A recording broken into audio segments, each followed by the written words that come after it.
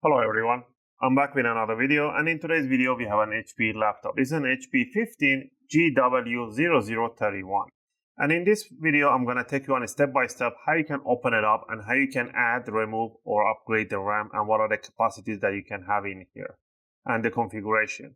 I made a really short video how you can check your maximum RAM capacity. I'll leave that link in the video description in case you want to purchase yours. Check that link in there. It's 30 seconds. It doesn't require any programs or anything like that. We have upgraded this laptop to a 16 gig with no problem. For this Atlas Silver, 16 gig is way top. Is the best, I will say. Don't go anything over that. There's no need. It will be just useless. Alright, so by upgrading the RAM or removing it, you're not changing anything in the configuration or anything like that. It's just pretty much plug and play. Alright. So first thing first, you want to power off the laptop. You want to flip it upside down. And down here, we're going to grab a few tools. Tool number one, I'll be using an iFix screwdriver set as they have one of the best bits out there. If you get the Pro set, they will include you with an opening tool, tweezers, and a few other stuff. If not, grab the basic set that comes with a screwdriver. And we're going to use a Phillips number one. And for the opening tools, because I didn't get the Pro set, I'll be using a guitar pick. There we go. Metallic guitar picks are suitable to opening cases and covers. Curved or straight tweezers are handy to have, so we're going to have this two on hand. All right, down here, first thing first, we're going to see there's a two exposed screws, black head screws right in the front end. So we're going to remove these two screws and keep them in one pile. These are short screws. All right, now there's a headed screws under this rubber feet or rubber legs strips. To remove them, you want to stick the guitar pick, the opening tool all the way, rigid right underneath, all the way, and then lift it up. And you should be able to lift it up in 45-degree angle. Do not bend it like that. Bring it down like this and lift it up. Has an adhesive, double-sided adhesive. If yours not really sticky, you can just buy one and put it right in there. Don't put super glue or anything like that. So I'll put this one on this side. We're going to do the same thing in here. Stick it right in there and lift it up. With the adhesive, pull it up. All right, now that we remove that, we're going to see one screw right in the front. We're going to remove that one and the rest of the screws. All the screws are the same size and height, so don't worry about mismatching them. Go ahead and remove them. Also, if you guys like my videos, if you find my videos helpful and helping you guys out, you can support the channel by clicking the like and subscribe. I'll greatly appreciate it. It helps and motivates me to make more videos, take requests, and answer your questions in the comment area. I appreciate that. All right, now that we removed all the screws, we're going to get to the fun part. We are going to open up the screen a little bit, and we are going to stick the opening tool between the bottom cover and the palm rest, just like that, about 2 or 3 millimeters, as much as it can go in. And you just want to twist it like that, and you want to hear those big click sounds. That's what you want to hear. I'm sticking about 2 or 3 millimeters of the guitar pick. I'm going to stick the whole guitar pick in there. These are the tiny clips that they're getting loose. Sometimes, depending the aging of the plastic and how old is your laptop, those clips can break, so don't worry about it. The whole thing that keeps it together is based on the screws. Those tiny clips, if they break, don't panic. There's no big deal about that. Do the same thing on the sides, all the way to the back corner, left and right. Remember, don't stick the whole guitar pick in there, just about 2 or 3 millimeters. And you want to do that. Once you did side and the front, you want to lift it, put it down, grab it from the front and work it around, and it will release the rest of the clips. Right, so there's the bottom inside of the laptop. So I'll rotate this. And right away, we can see the battery, the RAM right in here. We can see that there's a 2 RAM DIMMs available in here, and they give you 1 RAM. Now, people always say, oh, you have to disconnect the battery to do the RAM upgrade. Absolutely not necessary to disconnect the battery to do RAM upgrade.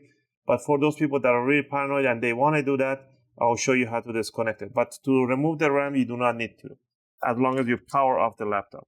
To remove the battery, there's 1, 2, 3, 4 screws. There's no other screws in there. So remove the 4 screws that are attached to the battery.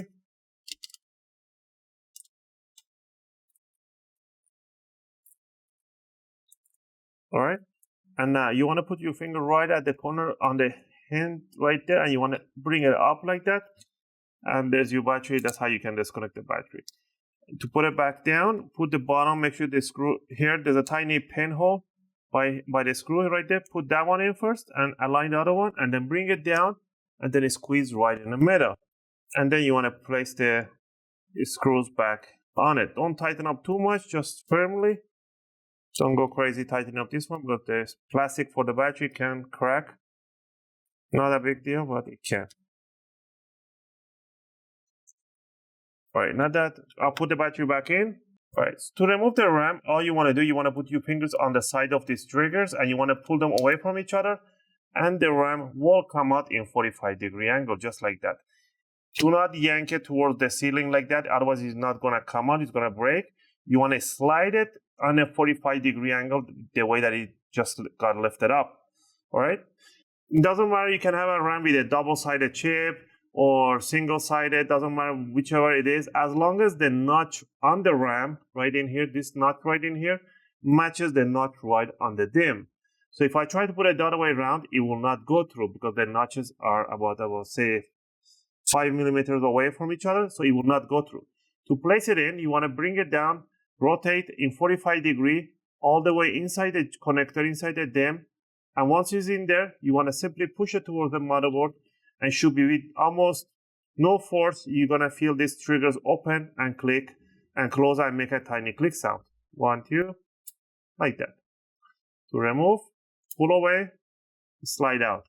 To put one away here, now if I want to put it like this, it's not going to go through, so I have to rotate. Again, the rotation doesn't make any difference. Bring it in and push it all the way in. Make sure there's no exposed pin, and then push it towards the motherboard. And there we have it. Release. If I try to put it halfway through and I'll push it down, no matter how much I push, the triggers will not slide and it will not go through. Then you know that it's not all the way in the connector. So push it all the way in and then simply push it down. All right. You can put an 8 gig and an 8 gig. That's a 16 gig. That's the best configuration.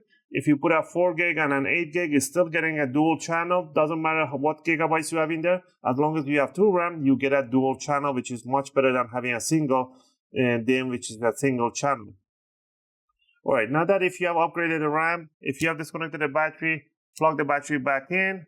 Next, what you want to do, you want to grab the bottom cover, bring it over, align it, press the corner bottom, the back corner in here. Make sure you hear those click sounds.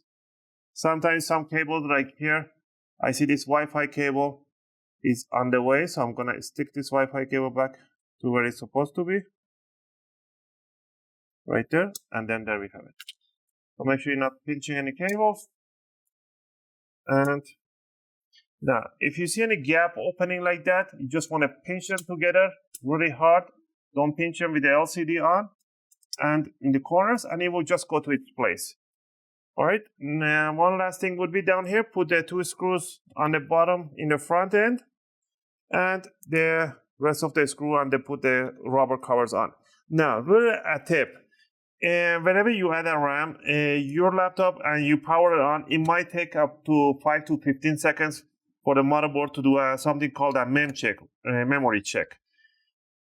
Now, if you have disconnected the battery, it will tell you BIOS reset to default. That's normal because you disconnected the battery. That's pretty normal. Just give it it's going to restart and it's going to boot up again. Now, if you add the RAM and you power on, after 5 to 10 seconds, you still don't get anything on the screen, no logo, anything like that. You want to power off the laptop. You want to switch the RAM places away, put the new one in this side, the old one on that way. That way you force the motherboard to do a mem check. Sometimes the BIOS doesn't do it automatically. It's supposed to, but not always. But if you switch the RAM places, it will do a mem check. If you have any question or requests, feel free to leave them in a video comment. I always try to answer them if you have any trouble doing the upgrade. As always, thanks for watching, and I'll see you guys in my next video. Just gonna finish up putting these rubber covers, and we are done with the video. And there we have it.